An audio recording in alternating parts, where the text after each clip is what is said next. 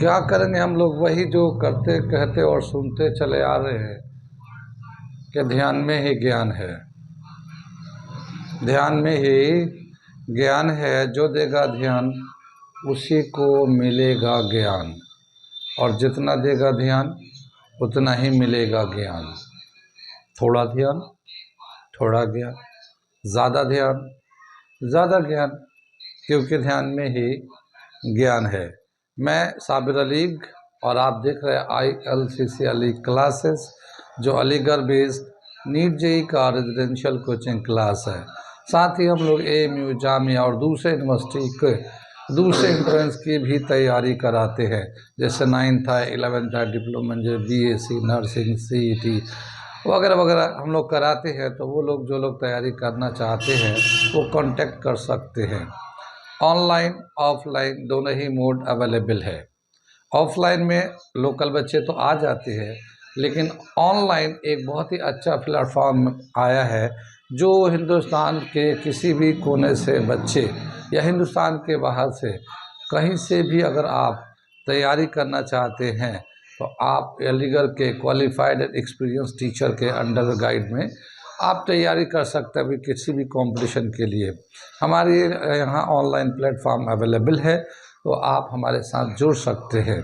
साथ ही हमारे चैनल को सब्सक्राइब कर लें, क्योंकि हम लोग इस पे यूनिवर्सिटी के सारे इन्फॉर्मेशन को अपडेट करते रहते हैं। कोई भी जैसे नीट का है, जेई का है, AMU है, जामिया है, BHU है, इन सब के जो इन्फॉर्मेशन आते हैं हम लोग अपडेट करते रहते हैं। तो अगर आप यूनिवर्सिटी के इन्फॉर्मेशन से अपडेट रहना चाहते हैं तो हमारे चैनल को सब्सक्राइब कर लें। साथ ही हम लोग इस पे क्लासेस को रिकॉर्ड करके अपलोड करते रहते हैं। तो इस पे रिकॉर्डेड क्लास बहुत सारे हैं, फिज़िक्स के, केमिस्ट्री के, मैथमेटिक्स के, 9th entrance, 11th entrance, diploma engineering का एंट्रेंस, नीट का, जेई का, सारे एंट्रेंस टेस्ट के मटेरियल इस पे है, अवेलेबल है। तो आप अगर सब्सक्राइब करेंगे तो ये सारे मटेरियल आपको अभी फ्री में अवेलेबल है। तो अगर तैयारी करना चाहते हैं तो सब्सक्राइब कर लें। हम लोग कर रहे थे physics class 11th, work, energy and power, बहुत सारे टॉपिक्स को कर लिया था। अब अगला टॉपिक आज जो हम लोग करेंगे वो है कोलिजन। तो हमने हेडिंग डाल रखा है ये कोलिजन। ये मैं कोलिजन होता क्या है, कितने टाइप के कोलिजन होते हैं, अब मैं इसे बताने जा रहा हूँ। When two bodies either collide to each other or affect the path of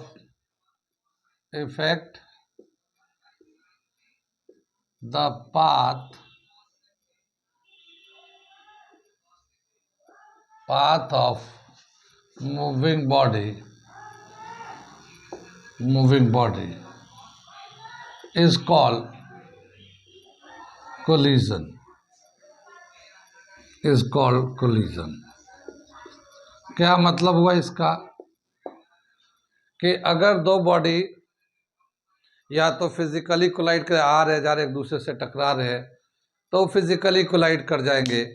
या अगर ऐसा भी हो कि वो कोलाइड तो नहीं हो रहे लेकिन एक दूसरे के मोशन को इफेक्ट कर रहे हैं, वो भी कोलिजन होता है। जैसे क्या बताया कि एक एक्सपेरिमेंट रखा है कि जैसे दो पॉजिटिव चार्ज या दो नेगेटिव चार्ज या एक पॉजिटिव एक नेगेटिव चार्ज को रखेंगे तो वो दोनों एक दूसरे को अट्रैक्ट करके रिपेल करेंगे, या जो पाथ से मूव कर रहे हैं उसको डेविएट करेंगे। जैसे एक एक्सपेरिमेंट है Rutherford alpha particle bombardment experiment, यानी जब न्यूक्लियस के अंदर अल्फा पार्टिकल को बम्बार्ड करते हैं तो ज़्यादातर जाके जो नियरेस्ट टू न्यूक्लियस होते हैं वो करीब से जाते हुए फिर बेंड करके आउटवर्ड डायरेक्शन में चले जाते हैं। वो एक्सपेरिमेंट पढ़ा तो होगा।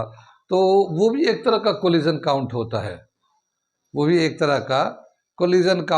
है, कितनी बात समझ में। तो कोलिजन का मतलब या तो टकरा है, ठीक है, एक दूसरे से टकराते हैं, या फिर एक पाथ जो है मूविंग पाथ इफेक्ट होता है, उसको हम लोग कहते हैं कोलिजन। ठीक है, आगे चलते हैं। कोलिजन के जो टाइप्स हैं, कितने टाइप्स के कोलिजन होते हैं वो हम लोग बताते हैं। Types of collision.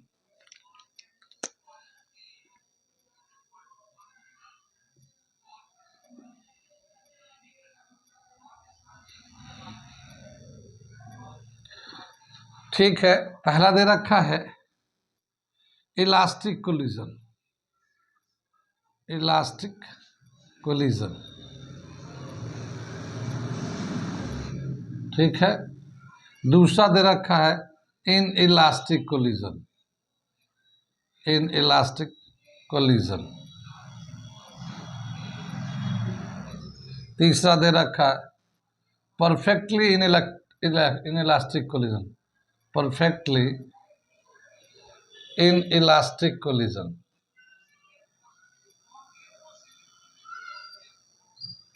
चौथा दे रखा है super elastic collision, super elastic collision,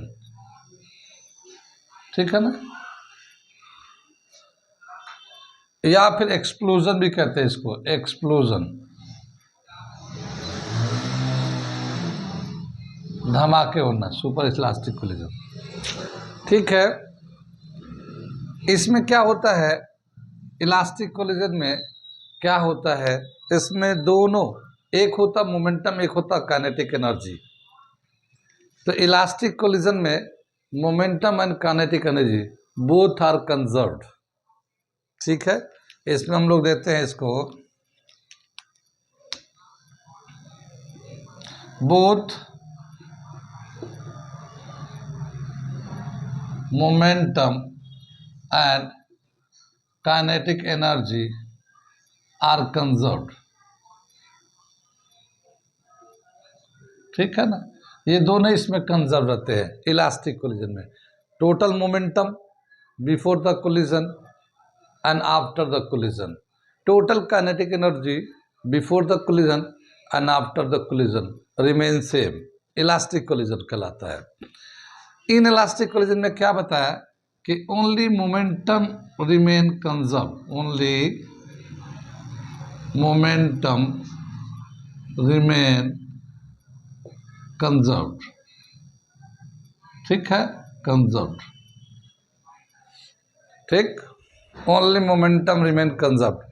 perfectly in elastic body में क्या होता है, both body combine together after collision, combine together after collision. Perfectly in elastic में बताया क्या, कंबाइन टुगेदर आफ्टर कोलिजन। अभी मैं अलग से बताऊंगा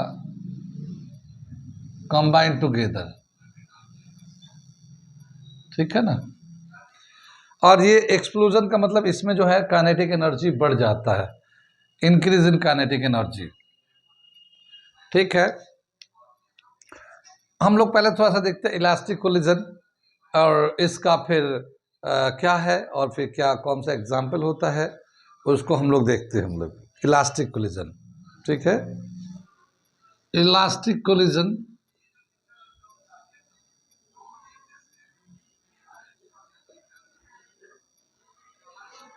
क्या बताया, इसको थोड़ा सा पॉइंट लिखते हैं, both momentum and kinetic energy, momentum and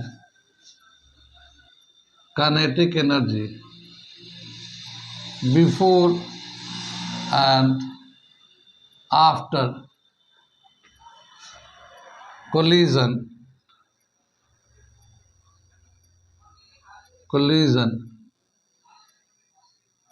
remain conserved,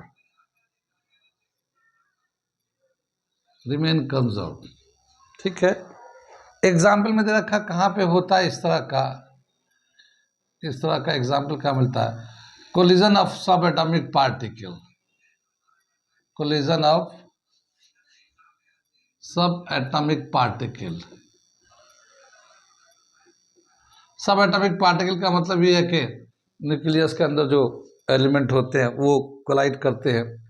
या कोलिजन ऑफ ग्लास बॉल भी दे रखा है, कोलिजन ऑफ ग्लास बॉल, वो भी इलास्टिक कोलिजन होता है। ऐसे और भी बहुत सारे होते हैं, इलास्टिक कोलिजन होते हैं, बहुत सारे कॉमन एग्जाम्पल है। अब हम लोग देखते हैं इलास्टिक कोलिजन का, ये तो नाम बताए थे हम लोगों ने, इसमें 2-3 का हम लोग पढ़ेंगे। और यहाँ पे क्या बताया कि अब इसका देखते हैं, इसका एक ड्राइव है कोलिजन का, एक हमारा ड्राइव है रिलेशन का। तो हम लोग देखते हैं कि क्या है उसका ड्राइव और क्या रिलेशन दे रखा है, ठीक है। ऐसा मिटा दें हम लोग, आगे दे रखा है, ये हम लोग ड्राइव करते हैं इसका elastic collision, elastic collision in one dimension.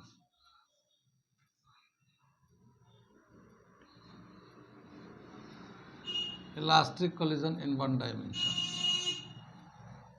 ठीक है। जैसे ही हम लोग मान लेते हैं ये एक बॉडी है, इसका मास जो है m1 है, इसके इनिशियल वेलोसिटी u1 है। ये दूसरा बॉडी है, इसका मास जो है ना m2 है और इसका इनिशियल वेलोसिटी u2 है। ये बिफोर कोलिजन है।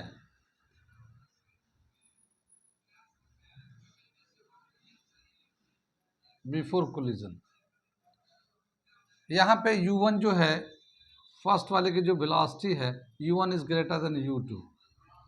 अब कोलिजन के बाद क्या होगा, यहाँ पे मास में तो चेंज नहीं होता, तो मास तो इसका ऐसे ही रहता है, m1 तो ऐसे ही रहेगा, मगर अब इसकी कोलिजन के बाद वेलोसिटी v1 हो जाएगा। और इसका जो मास है, दूसरा लगे मास चेंज नहीं होता, m2 है, और कोलिजन के बाद v2 वेलोसिटी होगा। ये आफ्टर कोलिजन है,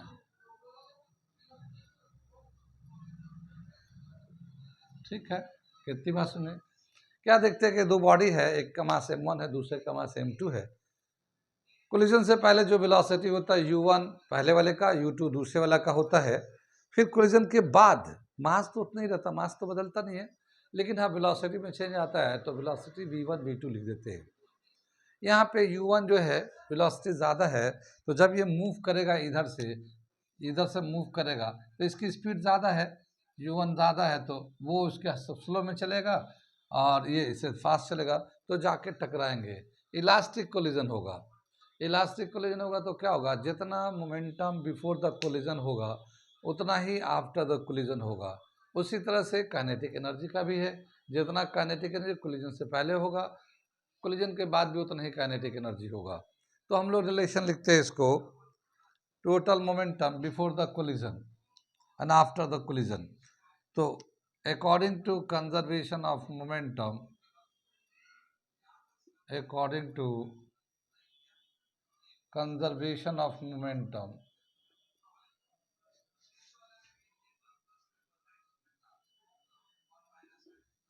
m1 u1 plus m2 u2, ये total momentum before the collision हो जाएगा, is equal to m1 v1 plus m2 v2। कितनी बात सुन में, इसको हम लोग m1, ये मास m1 को एक तरफ कर लेते हैं और m2 को दूसरी तरफ कर लेते हैं, तो क्या आ जाएगा, ये m1 u1 minus m1 v1 ये आ जाएगा हमारा, और ये उधर चला जाएगा तो m2 v2 minus m2 u2, ठीक है। ये जो इसमें से मास m1 कॉमन निकाल लेंगे, u1 माइनस v1 ये आ जाएगा, और यहाँ से m2 कॉमन निकाल लेंगे, v2 माइनस u2 इधर आ जाएगा, ठीक है। ये इक्वेशन नंबर 1 ले लेते हैं, क्योंकि ये according to conservation of momentum है। ये एक हमारा रिलेशन बन गया, इसको इक्वेशन नंबर 2 ले लेते हैं, आगे इस्तेमाल करेंगे हम लोग, आगे इसका यूज़ है, ठीक है। तो ये m1 u1 minus v1 m2 v2 minus u2, ठीक है। आगे चलते हम लोग, आगे according to conservation of kinetic energy, according to conservation of kinetic energy, kinetic energy, total kinetic energy before the collision is equal to total kinetic energy after the collision. तो total kinetic energy क्या होगा, half m1 u1 square plus half m2 u2 square is equal to half m1 v1 square plus half m2 v2 square.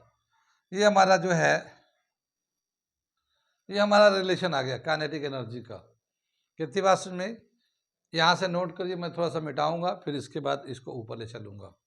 ठीक है, note करिए।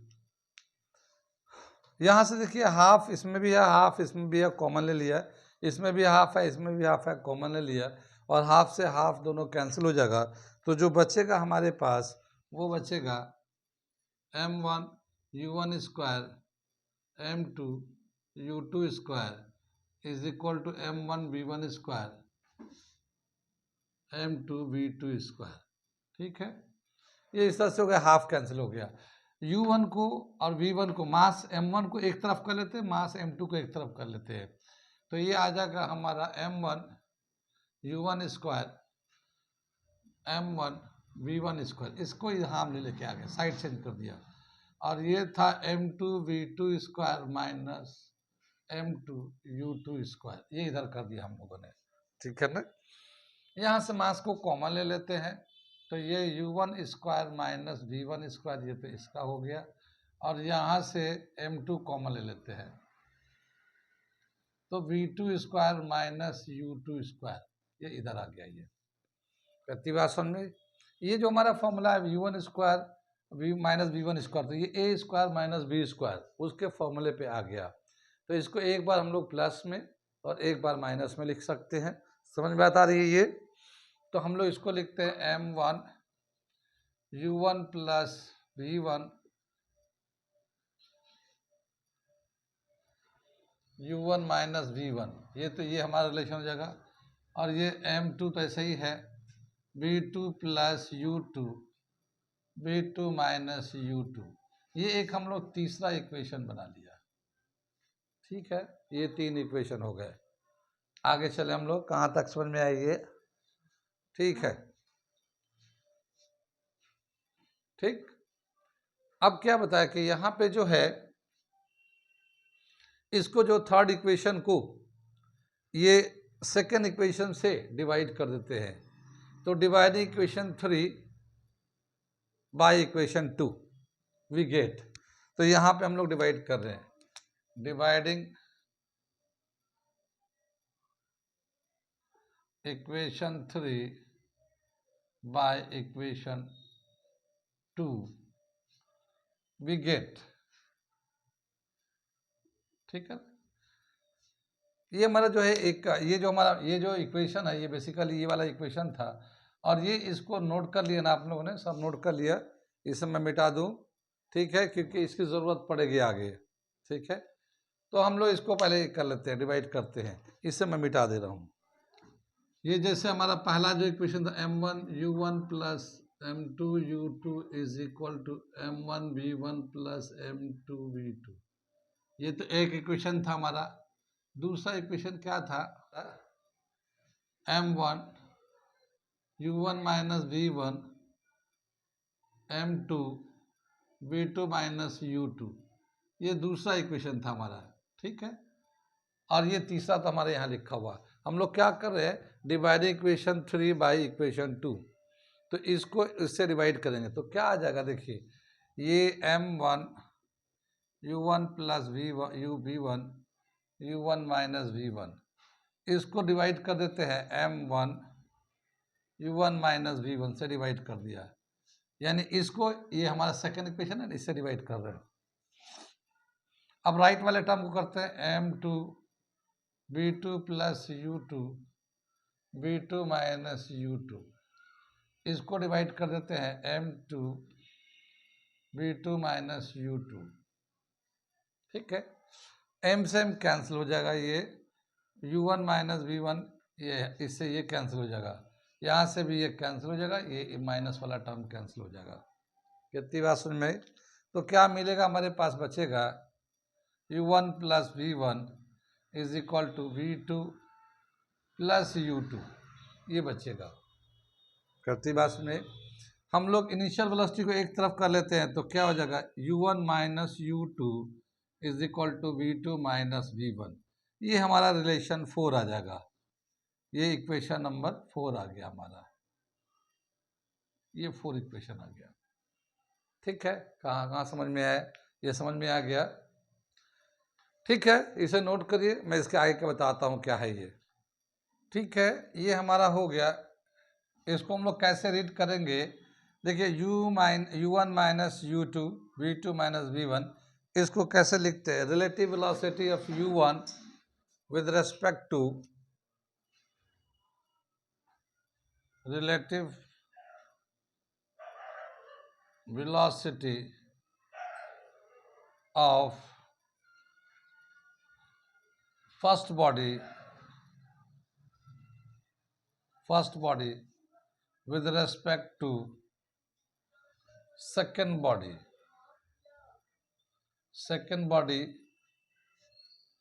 before collision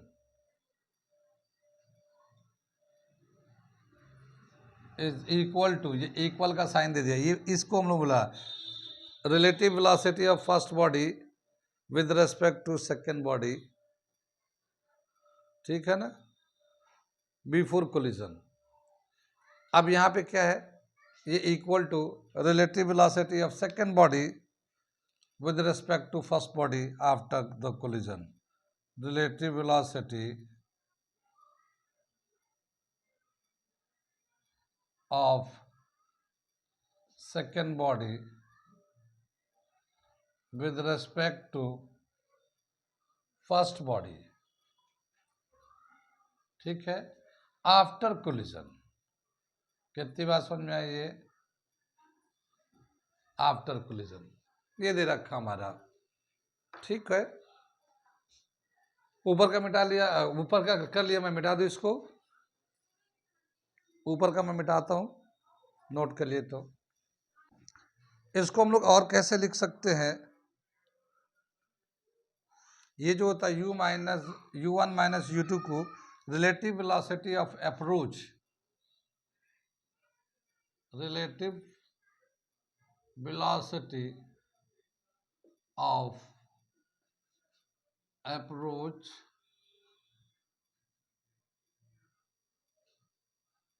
is equal to relative velocity of separation, ठीक है ना। इसको हम लोग ये भी कहते हैं relative velocity of u1 minus u2 को बोलते हैं relative velocity of approach is equal to v2 minus v1 को रिलेटिव वेलोसिटी ऑफ सेपरेशन, ये भी बोलते हैं इसको। ये अप्रोच इनिशियली में ये u1 बढ़ता है और u2 से जाकर कोलाइड करता है, तो ये अप्रोच रिलेटिव वेलोसिटी अप्रोच हो जाता है।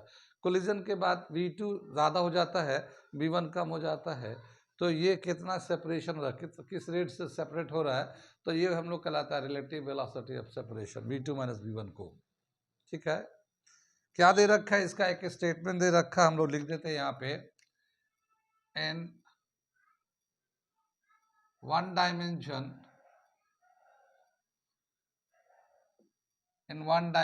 elastic collision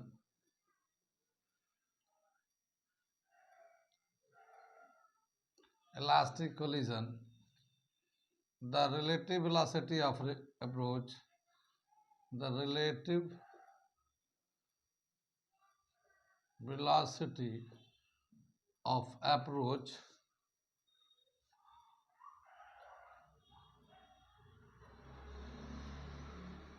before collision is equal to relative velocity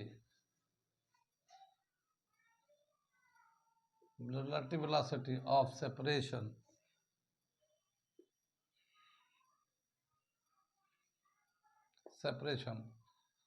after collision।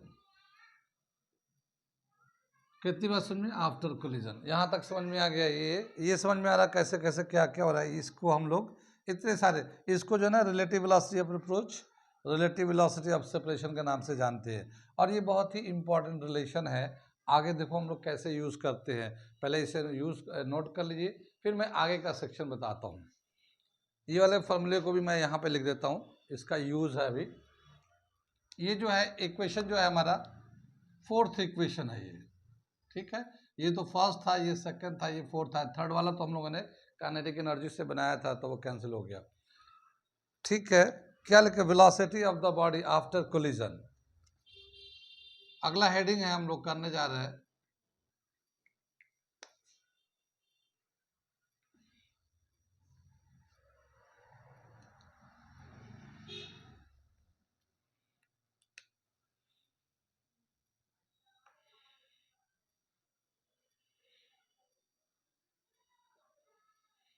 velocity of the body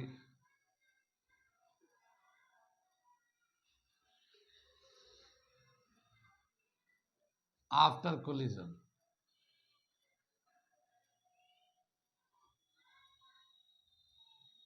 collision के बाद कितनी वेलोसिटी है ये हम लोग देखते हैं। ठीक है, यहाँ पे ये रिलेशन दे रखा हमारा u1 minus u2 is equal to v2 minus v1। ठीक है, ना v2 का क्या वैल्यू हो जाएगा, यहाँ से v2 का value now v2 is equal to ये v2, ये v1 को इधर कर देते हैं तो क्या आ जाएगा u1 minus u2 plus v1। ये हमारा एक v2 का वैल्यू आ जाएगा इस वाले रिलेशन से, और ये v2 का वैल्यू हम लोग इक्वेशन नंबर 1 में डाल देते हैं। Putting the value of v2, putting the value of v2 in equation 1। वो इक्वेशन 1 क्या है, m1 u1 m2 u2 is equal to m1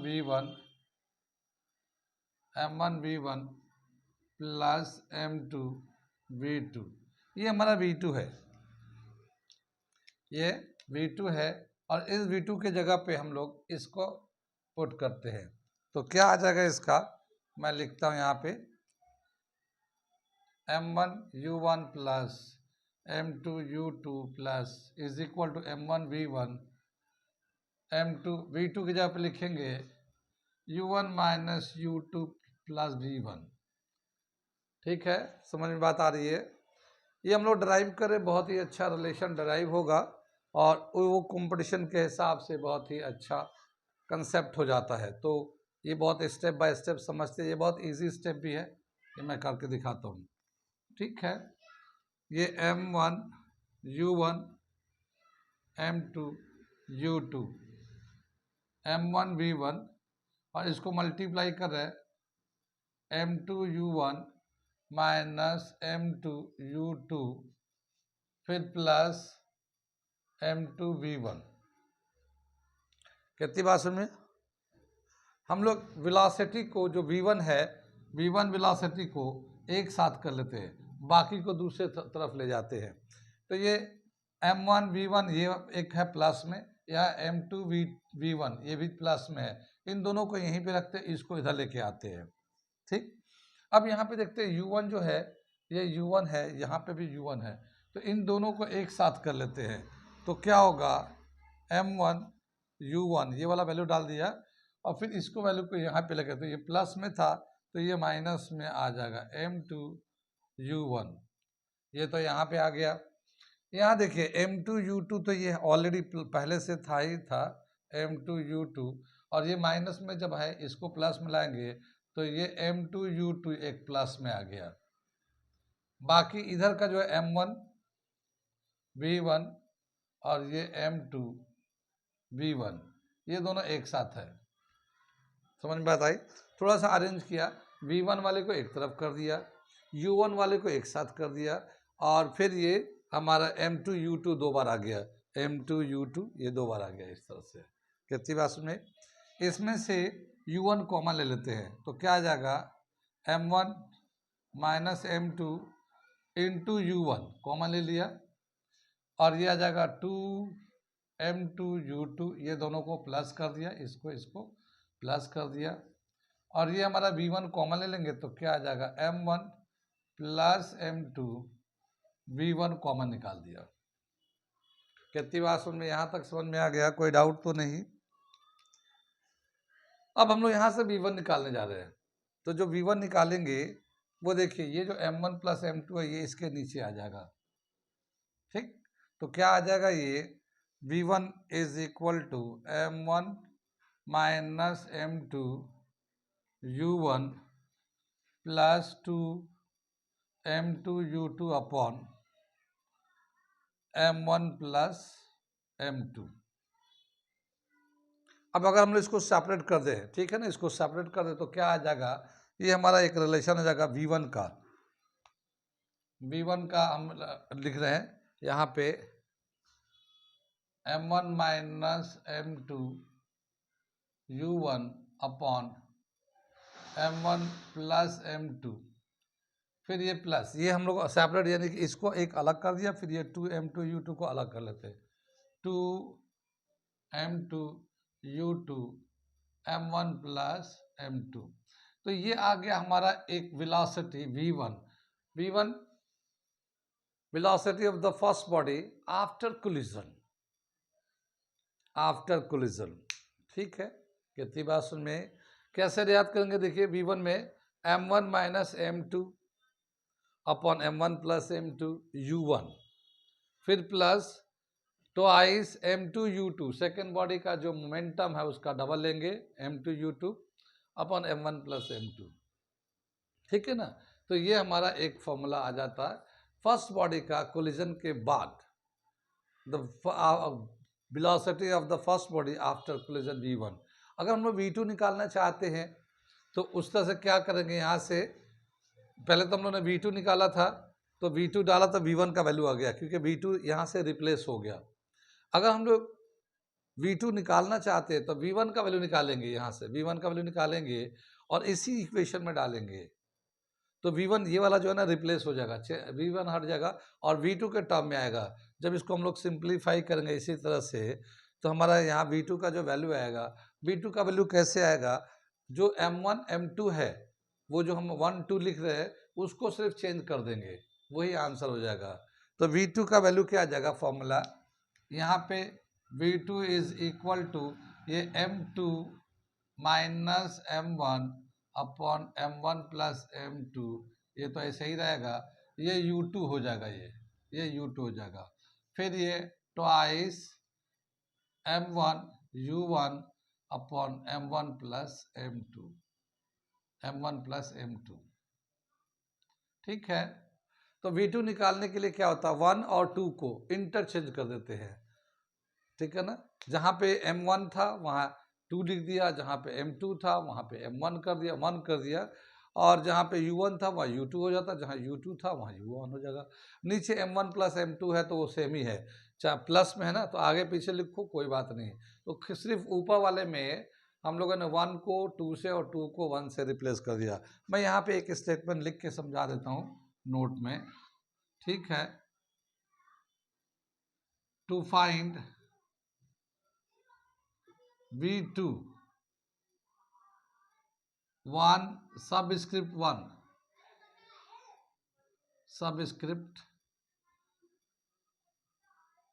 1 and 2 are interchange,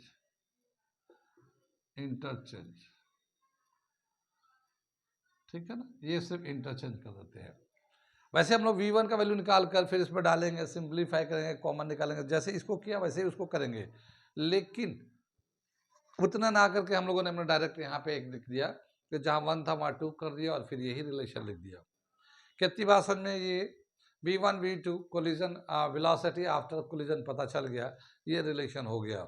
यही दो वेलोसिटी, यही दो रिलेशन को आपको याद करके रखना है कोलिजन में। इलास्टिक कोलिजन में जो सबसे इम्पॉर्टेंट फार्मूला है वो v1 v2 का ये फॉर्मूला इलास्टिक कोलिजन में, क्योंकि इसमें मोमेंटम और काइनेटिक एनर्जी दोनों के रिलेशन को कंबाइन करके ये बनाया गया है कि कोलिजन के बाद कितना वेलोसिटी रहता है फर्स्ट बॉडी सेकेंड बॉडी का। तो ये वेरी इंपॉर्टेंट फॉर्मूला, ठीक है। अब यहाँ पे कुछ स्पेशल केसेस दे रखे हैं, वो मैं समझाता हूँ इसकी जगह पे। आज के लिए v1 v2 का स्पेशल केसेस क्या है वो हम लोग लिखते हैं। यहाँ तक समझ में आ गया ये कैसे डराइव हुआ, ये फॉर्मूला आपको याद करके रखना है, ये मेन फॉर्मूला है। समझ में बात आ रही है। एकेडमिक में तो कभी कभी आ सकता है, लेकिन कंपटीशन के लिए जो मेन फार्मूला है ये V1 V2, ये दो मेन फार्मूले हैं। ठीक है, नोट कर लीजिए इसको। अब मैं इसका स्पेशल केसेस बता रहा हूँ इसको। ठीक है, ये आ गया स्पेशल केसेस हम लोग कर रहे हैं। क्या है पहला स्पेशल केस लिखते हैं हम लोग। अगर हम लोग क्या लेते हैं कि अगर ये दोनों मास पहले में दे रखा है, ये दोनों मास जो है दोनों इक्वल मास हो, ये M1 जो है M2 के बराबर हो, ये M के बराबर ले लिया। अगर दोनों मास बराबर होंगे तो फिर क्या होगा। ठीक है, पहला जो रखा ये F mass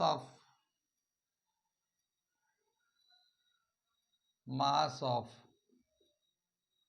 two bodies are equal। अगर दोनों बॉडी का मास बराबर होगा तो क्या होगा, इसमें चलते हम लोग। ये जो रिलेशन है इसमें हम लोग वैल्यू डालते हैं। तो अगर ये मास ये M1 माइनस M2 है, अगर दोनों ही मास बराबर होगा तो M में से M को माइनस करेंगे तो जीरो हो जाएगा। M में से M को माइनस करेंगे तो जीरो हो जाएगा, तो ये पूरा टर्म जो है ये जीरो आ जाएगा। ठीक, ये टर्म समझ में आ गया। और यहाँ पे M आ जाएगा, ये 2 जो था M हो जाएगा, ये U2 है, और नीचे जो M है ये भी M है। M1 M2 को M कर लिया, तो ये M और ये भी M, दोनों प्लस 2M। तो क्या मिलेगा हमें, तो क्या आ जाएगा V1 का जो वैल्यू आएगा हमारे पास, ठीक है, 2M U2 अपॉन 2M। ठीक है ना, ये 2M आ गया। कितनी बात समझ में आई। ये तो जीरो हो गया था फर्स्ट टर्म, मगर यहाँ पे 2M U2M 2M आ गया। ये 2M से 2M कैंसिल हो जाएगा, ये U2 के बराबर हो जाएगा। तो V1 is equal to U2। क्या समझ में आया है, ये तो इसका हो गया, V1 का U2 के बराबर हो गया। नेक्स्ट वाला V2 देखते हैं कितना होगा। यहाँ पे भी M2 माइनस M1 है, लेकिन दोनों मास बराबर है M के, तो यहाँ पे भी M आएगा, यहाँ पे भी M आएगा। तो M में से M को माइनस करेंगे तो जीरो हो जाएगा, तो ये पूरा टर्म ही जीरो हो जाएगा। कितनी बात समझ में। अब यहाँ बचेगा 2, M1 को M से दिखाएंगे, U तो है ही है, नीचे M1 प्लस M2 है, तो दोनों M1 M2 M हो जाएगा, तो ये भी 2M हो जाएगा। तो क्या आ जाएगा, V2 का जो वैल्यू होगा हमारा, V2 का वैल्यू होगा 2M U1 अपॉन 2M। ठीक, ये 2M कैंसिल हो जाएगा, U1 आ जाएगा। क्या समझ में आया कि यहाँ पे जैसे इसकी वेलोसिटी U1 था, U2 था, अब कोलिजन के बाद जो U1 है वो V2 के बराबर है, और U2 जो है ना V1 के बराबर हो गया। यानी दोनों जो है ना वेलोसिटी आपस में इंटरचेंज हो गए। जैसे इसकी वेलोसिटी U1 था, U2 था कोलिजन से पहले, और कोलिजन के बाद जो था इसकी वेलोसिटी V1 था, इसकी वेलोसिटी V2 था। तो V1 U2 के बराबर हो गया और V2 U1 के बराबर हो गया कोलिजन के बाद। देख रहे हैं, ये पॉइंट समझ में आ गया।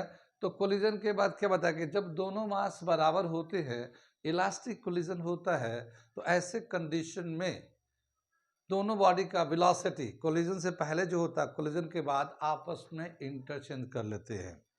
ठीक है, कोलिजन के बाद आपस में इंटरचेंज कर लेते हैं। तो यहाँ पे मैं एक स्टेटमेंट लिखता हूँ इसके लिए। ठीक है, दे रखा है, इसका स्टेटमेंट लिखता हूँ। When two bodies of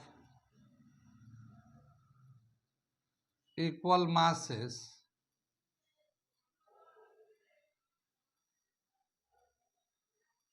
collide elastically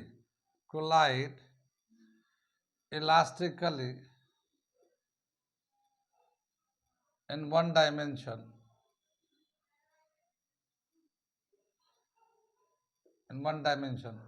then their velocity interchange to each other,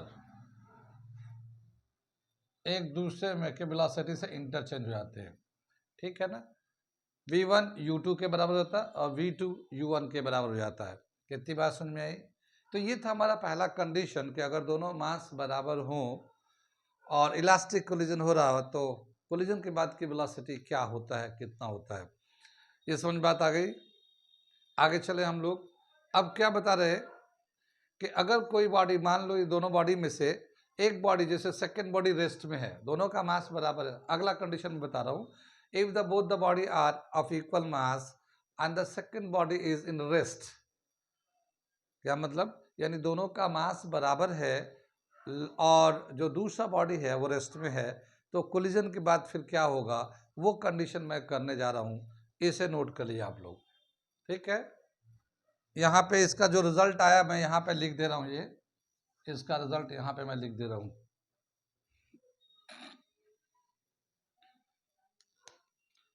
पहला जब था M1 is equal to M2 is equal to M के बराबर है, तो V1 जो है U2 के बराबर है और V2 U1 के बराबर है। ये पहला कंडीशन आ गया, ठीक है।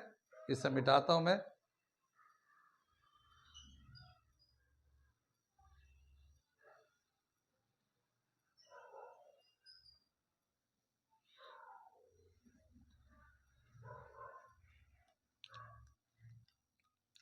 सेकंड कंडीशन दे रखा है, when to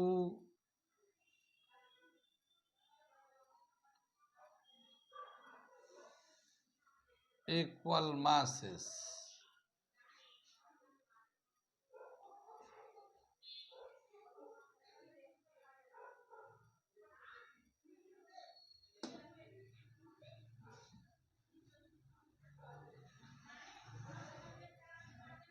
when one body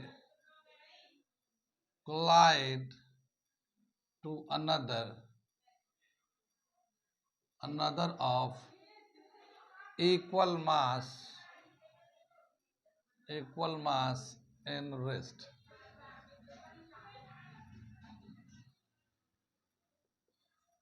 ठीक है, ये दूसरा कंडीशन लिया। क्या बताया कि अब दोनों मास तो बराबर है, M1 और M2 दोनों मास बराबर है, लेकिन अब क्या बताया कि जो सेकंड बॉडी है वो रेस्ट में है, ठीक है। यानी M1 M2 तो M के बराबर है और U2 जो है वो रेस्ट में है, सेकंड बॉडी जो है ना रेस्ट में है। तब कोलिजन के बाद क्या होगा, ठीक है। When one body collide to another of equal mass in rest, एक बॉडी दूसरे बॉडी से कोलाइड कर रहा है, दोनों का मास बराबर है और जो दूसरा वाला बॉडी है वो रेस्ट में है, तो फिर क्या होगा कोलिजन के बाद की वेलोसिटी।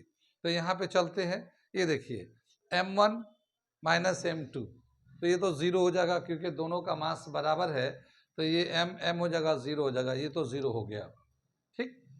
और ये यहाँ M2 U2 है, तो U2 भी ज़ीरो है क्योंकि ये सेकेंड बॉडी रेस्ट में है, U2 का वैल्यू ज़ीरो है।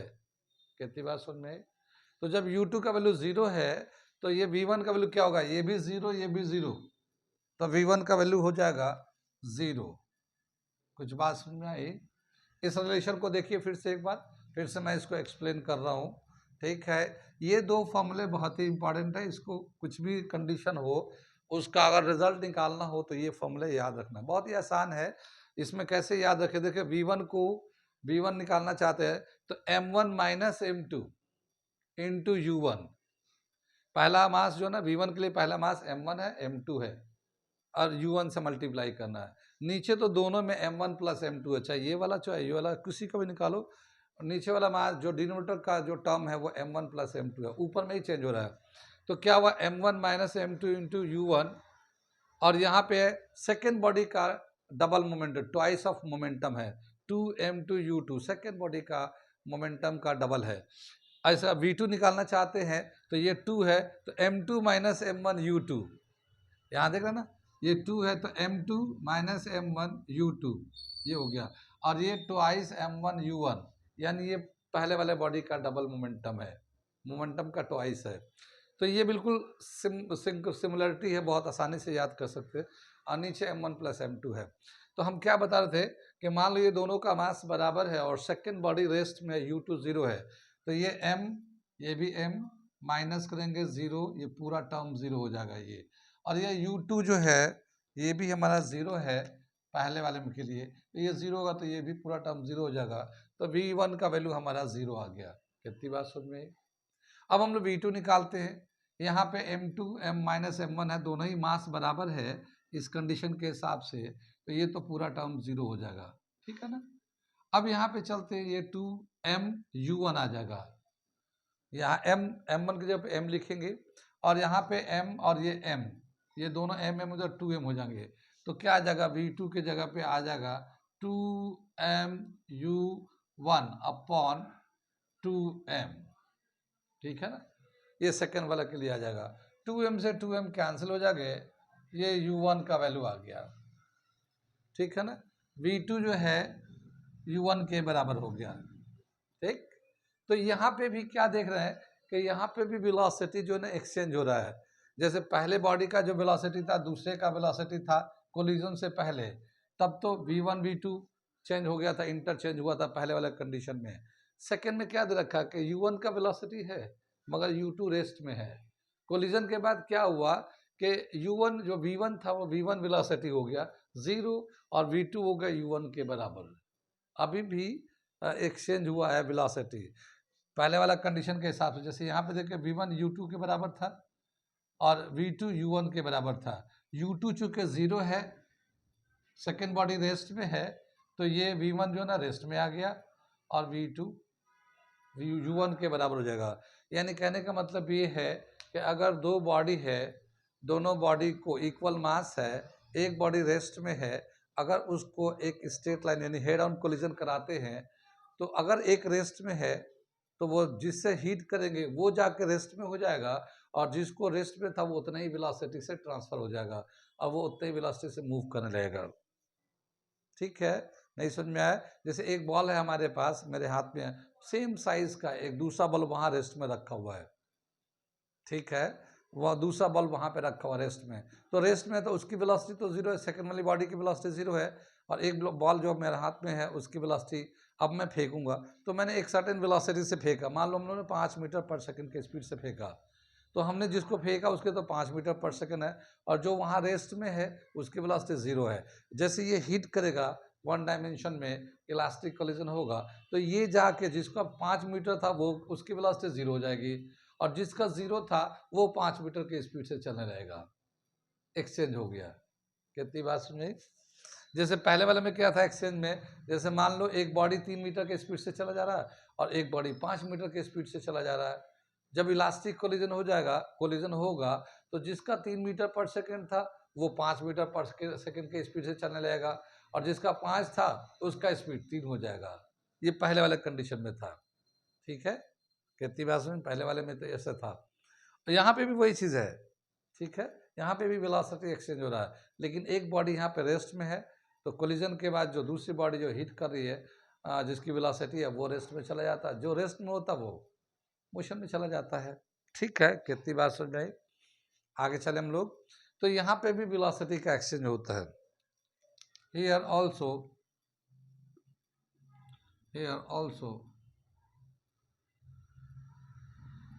there is exchange of interchange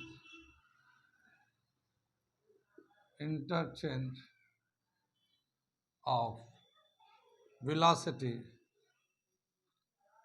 occurs, ठीक है ना। वेलोसिटी का आपस में इंटरचेंज होता है, ये एक रेस्ट में चला जाता है, एक मोशन में चला जाता है। तो ये था हमारा सेकंड स्पेशल केस, ठीक है, इलास्टिक कोलिजन का। अब हम लोग चलते हैं थर्ड वाला स्पेशल केस में चलते हैं, ठीक है। थर्ड वाला यहाँ तक नोट करिए, फिर मैं उसको लिखता हूँ। इसको सेकंड वाले को हम लोग सेकंड कंडीशन को यहाँ पे लिख देते हैं।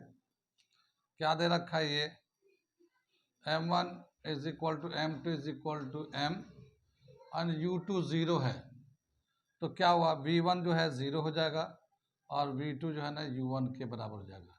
ये दूसरा कंडीशन का रिजल्ट जो आया वो मैंने लिख दिया। आगे चलते हैं हम लोग, अगला दे रखा है थर्ड वाला condition, when a light body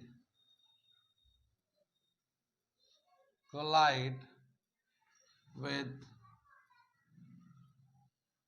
with massive stationary body, massive stationary body, ठीक है। यानी एक हल्की बॉडी जो जिसका मास बहुत कम है, एक बड़े बॉडी रखा हुआ उससे जाके वो टकराएगा, ठीक है। तो यहाँ पे जो m1 है वो बहुत ही कम है, नेग्लिजिबल है, ये कह सकते हैं। m1 is much less than m2 and u2 is equal to 0। कितनी बात सुन में, यानी एक हल्के बॉल जो है, जैसे एक बॉल होता है, एक पत्थर पे मारा तो पत्थर का मास तो बहुत बड़ा होता है, बॉल का मास बहुत कम है, इसे हीट करेंगे तो वेलोसिटी का क्या होगा, पत्थर रेस्ट में है तो वेलोसिटी का क्या होगा कोलिजन के बाद, उसका कंडीशन देख रहे हैं। अब देखिए यहाँ पे जो m1 है ये तो बहुत ही कम है, बहुत ही कम है m2 के कंपेयर में, तो यहाँ पे m2 बचेगा, ठीक है, m1 नेग्लेक्ट कर देंगे, ठीक है। और यहाँ पे u2 जो है ना 0 है, ये देखें ना u2 0 है, तो ये टर्म पूरा तो 0 हो जाएगा, ये सेकंड वाला टर्म ये पूरा 0 हो जाएगा, और यहाँ से बचेगा -m2 u1 m1 plus m2, लेकिन m1 फिर भी यहाँ पे नेग्लेक्ट कर देंगे तो -m2 ये हम लिखते हैं, v1 क्या आ जाएगा हमारा -m2 u1 अपॉन m2 बचेगा ये, क्योंकि m1 यहाँ से भी नेग्लेक्ट कर देंगे, ठीक। तो ये m2 कैंसिल हो जाएगा, बचेगा -u1।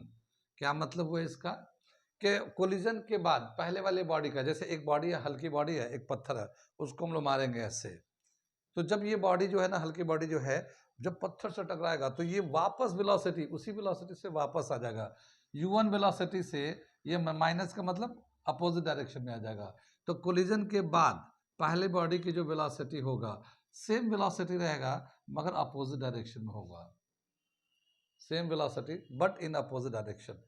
ये आ गया v1 का। अब v2 का देखते क्या होगा, v2 का लेते हम लोग, ठीक है।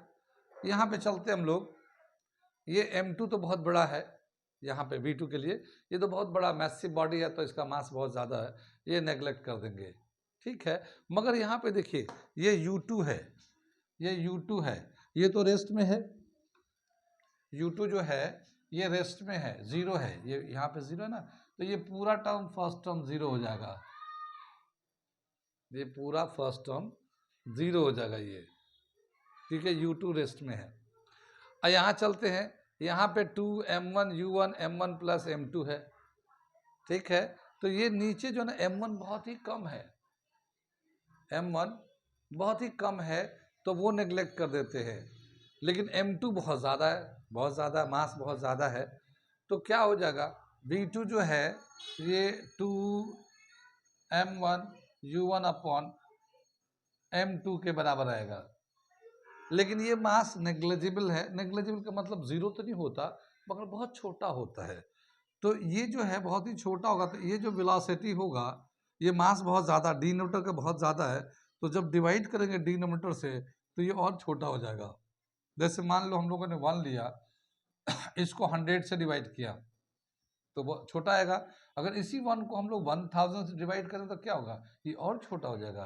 तो ये मास ज़्यादा है, तो इस मास के ज़्यादा होने की वजह से जब हम इसको डिवाइड करते हैं तो ये छोटा वैल्यू हो जाता है। ये मैसिव है, पत्थर है, पहाड़ है, दीवार है, तो ऐसे चीज़ों पे हिट करेंगे तो ये जो वेलोसिटी है, ये वेलोसिटी अप्रॉक्सीमेटली ऑलमोस्ट 0 ही रहता है, ऑलमोस्ट 0 ही रहता है, ठीक है ना। एग्जैक्टली 0 तो नहीं बोलेंगे, लेकिन हाँ ऑलमोस्ट 0 होता है। जैसे कभी कभी हिट करते हैं तो हल्के से वाइब्रेट होता बॉडी, ठीक है। जैसे मान लो कोई बच्चे ने हमें धक्का मारा, कोई छोटा बच्चे ने हमें धक्का मारा, तो हम गिरे तो नहीं, गए तो नहीं जैसे, मगर हाँ थोड़ा सा हम आगे पीछे हो गए, तो हम बॉडी से मूव नहीं किया, लेकिन हम थोड़ा सा आगे पीछे हो गए, तो क्या हुआ, थोड़ा मूवमेंट तो आया, लेकिन हाँ एग्जैक्टली 0 भी नहीं है और ज़्यादा भी नहीं है, ठीक है।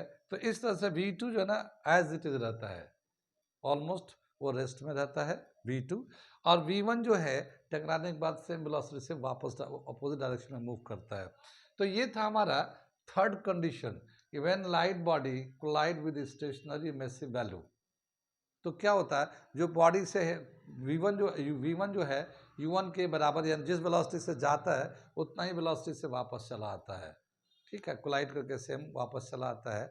और जो मैसिव बॉडी है वो एज इट इज रहता है। जैसे मान लो एक बॉल हम लोग दीवार पे मारे, तो दीवार पे मारेंगे तो दीवार से टकरा के बॉल हमारे हाथ में आ जाएगा, मगर दीवार अपनी जगह पे ही रहेगा, वो हिलेगा नहीं, ठीक है। मगर बॉल वापस चला गया, तो जिधर से हमने फेंका था उसके अपोजिट डायरेक्शन में आ गया, तो ये वाला कंडीशन आ गया। तो यहाँ पे एक स्टेटमेंट मैं लिखता हूँ इसके लिए, ठीक है, नोट कर लीजिए। पहले मैं एक स्टेटमेंट में लिख रहा हूँ, when a light body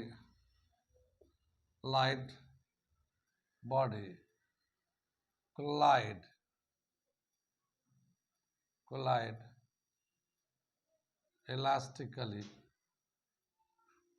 elastically in one dimension,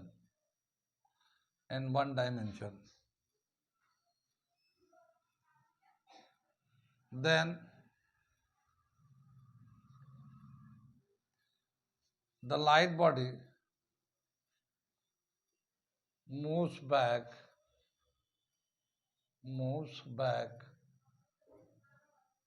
with same velocity,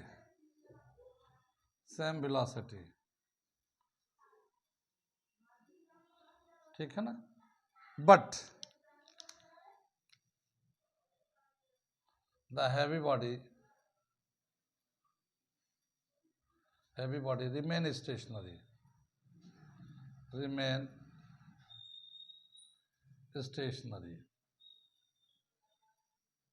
ठीक है ना, remain stationary, ठीक है। ये नोट करिए, मैं इस पॉइंट को यहाँ पे लिख देता हूँ, थर्ड वाले पॉइंट को,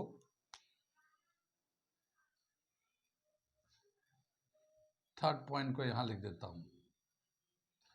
m1 is much less than m2 and u2 is 0, तो v1 जो है माइनस u1 के बराबर है और v2 जो है ना 0 हो जाता है। ये हमारा एक रिलेशन आ गया। इस तरह से हम एक जगह समराइज करके लिख दे रहे हैं, आप भी चार्ट बना लीजिएगा और ये इससे आप याद रखिएगा, ठीक है ना।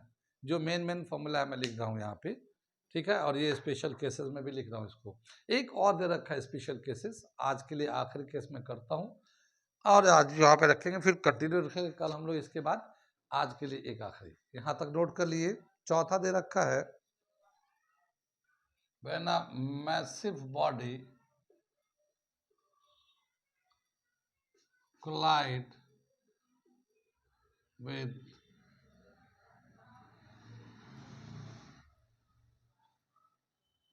lighter body collide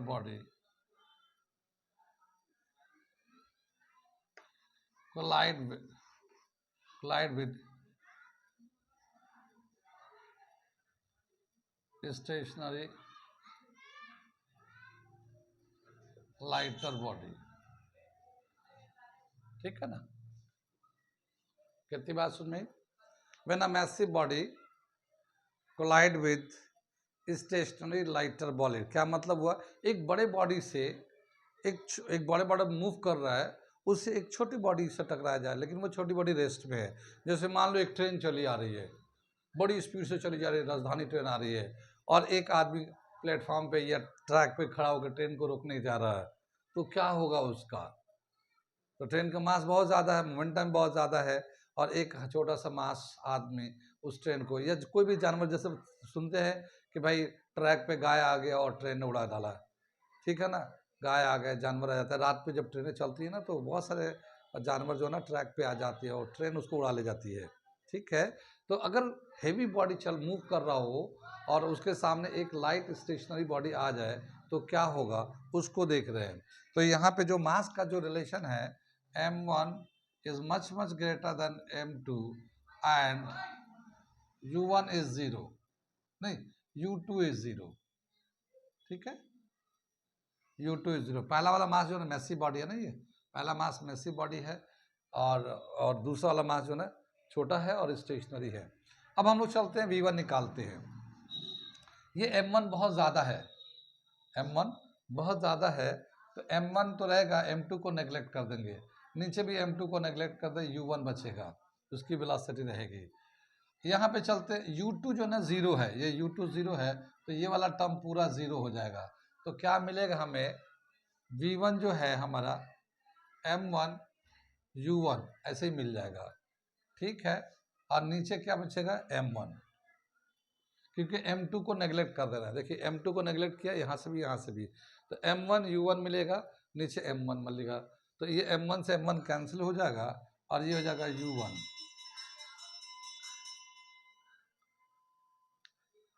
ये m1 से m1 कैंसिल हो जाएगा, ये बचेगा u1, यानी v1 जो है ना u1 के बराबर होगा। यानी कोलिजन के बाद जो वेलोसिटी होगा फर्स्ट बॉडी का, जितना पहले वेलोसिटी था उतना ही रहेगा। यानी कि मूविंग बॉडी, जैसे ट्रेन मूव कर रहे हैं, तो उसके वेलोसिटी पे कोई असर नहीं पड़ने वाला है, कोई असर नहीं पड़ेगा। जो सामने आएगा वो उड़ेगा, ठीक है। तो क्या समझ में है कि ये जो वेलोसिटी है v1 u1 के बराबर है। अब v2 को देखते क्या होगा। तो यहाँ पे जो है u2 है, देख रहे हैं u2, यानी सेकेंड बॉडी है, तो ये तो u2 जीरो है, तो ये पहला टर्म पूरा ही जीरो हो जाएगा, पूरा ही ये पहला टर्म जीरो हो जाएगा। अब यहाँ चलते 2m1 u1, ये m1 है और ये m2 तो नेगलेक्ट कर देंगे। तो क्या मिलेगा v2 के लिए हमें, v2 के लिए मिलेगा 2m1 u1 और ये m1 आ जाएगा। ये m1 m1 कैंसिल होगा, 2u1। क्या मतलब समझ में आया कि जो v2 होगा वो पहले वाली बॉडी के डबल वेलोसिटी से उड़ जाएगा। यानी कोई छोटी चीज़ या कोई छोटी चीज़ चलती हुई ट्रेन, जैसे ट्रेन आ रही है और कोई चीज़ जैसे आदमी है या कोई जानवर आ गया उसके सामने, तो वो जितनी ट्रेन की स्पीड है उसके ट्रेन के डबल स्पीड से वो चीज़ टकरा के उड़ के चला जाएगा। यानी अगर ट्रेन आ रही है मान लो 80 किलोमीटर की स्पीड से, तो वो छोटे से चीज़ में जब टकराएगा दम सेकंड वो 160 किलोमीटर, वो 160 किलोमीटर पर आवर की स्पीड से उड़ जाएगा, वो डबल स्पीड से, ठीक है। ये डबल स्पीड से उड़ जाएगा ये, और ट्रेन की स्पीड उतना ही रहेगा, वो चेंज नहीं होगा। तो किसी भी हेवी बॉडी से लाइट बॉडी कोलाइड करता है, लाइट बॉडी रेस्ट में है, ठीक है, तो हैवी बॉडी के वेलोसिटी पे कुछ फिर इफेक्ट नहीं होता। पर जो लाइट बॉडी है वो डबल स्पीड से उसी डायरेक्शन में, जिधर पहली बॉडी मूव कर रहा है उसी डायरेक्शन में उड़ के चला जाता है डबल स्पीड से। कहती बात सुनी। तो ये था हमारा चौथा कंडीशन, मैं यहाँ पे लिख देता हूँ, चौथे में ये लिख देता हूँ, m1 is much much greater than m2 and u2 is zero. तो क्या मिलेगा, v1 is equal to u1 and v2 is equal to twice of u1, ये दे रखा, ठीक है।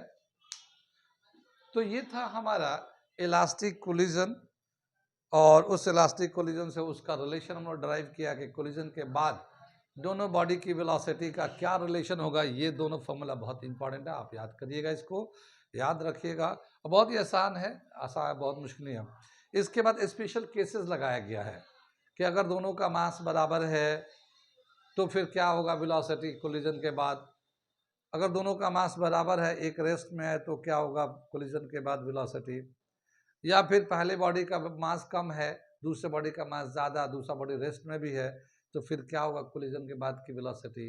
या पहली बॉडी की वेलोसिटी बहुत ज़्यादा है, दूसरा बॉडी जो है ना लाइट भी है और रेस्ट में भी है, तो फिर उसके कोलिजन के बाद की वेलोसिटी क्या होगा। तो ये एक टेबल हमने बना दिया है। अब कंसेप्ट तो समझा ही समझा है, ये मेन इसका कंसेप्ट, ये जो है मेन, ये जो ड्राइव है, रिलेशन है, ये है। तो इसे ज़रूर याद कर लीजिएगा, ठीक है, समझ लीजिए, ठीक है। कंटिन्यू रखेंगे हम लोग, यहाँ पे आगे चलते हम लोग।